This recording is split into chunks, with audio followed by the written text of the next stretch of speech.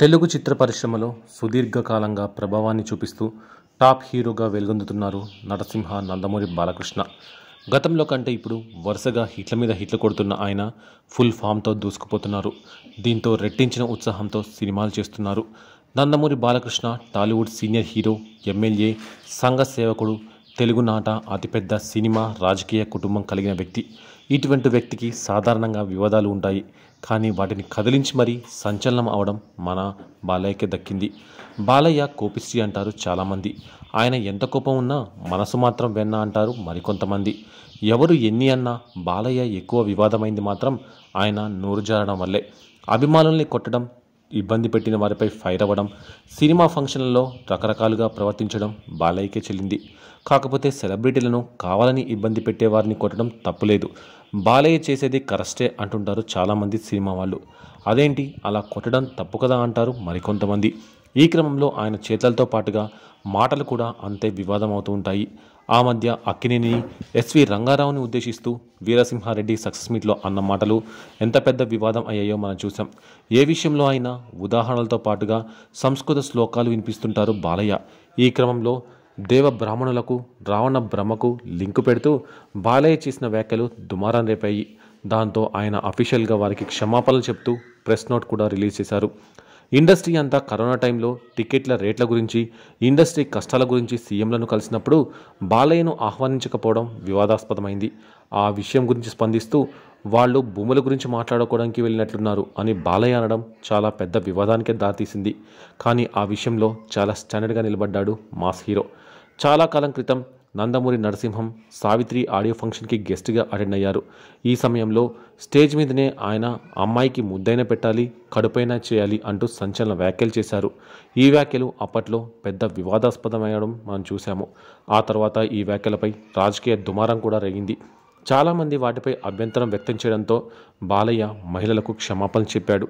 ఇక త్రిష నటించిన నాయకి ఆడియో ఫంక్షన్కి బాలకృష్ణ ముఖ్య అతిథిగా హాజరయ్యారు. ఈ ఆడియో వేదికలో బాలయ్య మైక్ ఆన్ లేదు అనుకొని వివాదాస్పద వ్యాఖ్యలు చేశారు.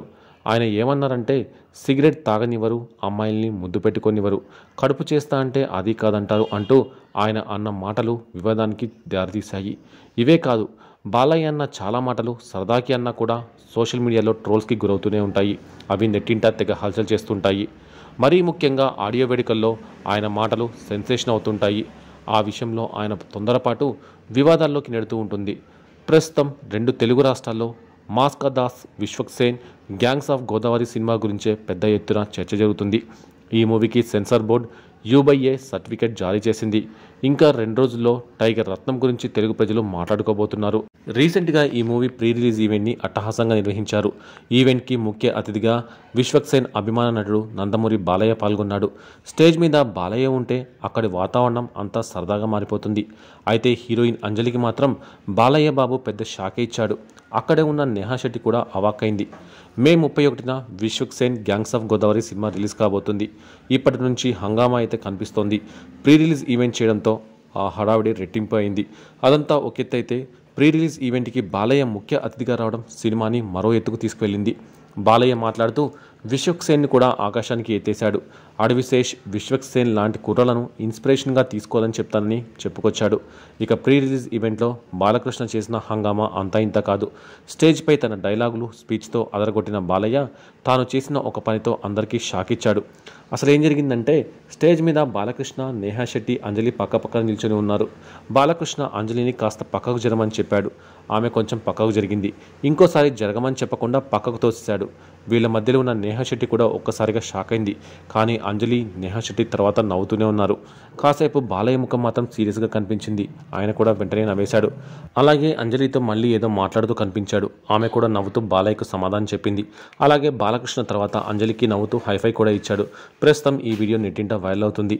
ఇక ఇదే ఈవెంట్లోనే బాలయ్య వేదిక కింద కూర్చొని వాటర్ బాటిల్లో మందు పోసుకొని తాగుతూ కనిపించాడు.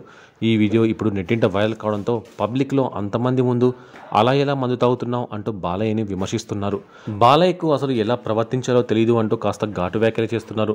ఇంకొందరు ఆ సందర్భంలో అంజలి ఏడవలేక నవ్వుతూ కవర్ చేసింది అంటూ కామెంట్స్ చేస్తున్నారు. బాలయ్య బాబు అభిమానులు మాత్రం ఈ చర్యని కూడా సమర్థిస్తూనే ఉన్నారు. ఏది ఏమన్నా బాలయ్య అంటూ కామెంట్స్ చేయడం గమనార్హం. ప్రస్తుతం ఈ వీడియో మాత్రం నెట్టింట తెగ హల్చల్ చేస్తోంది.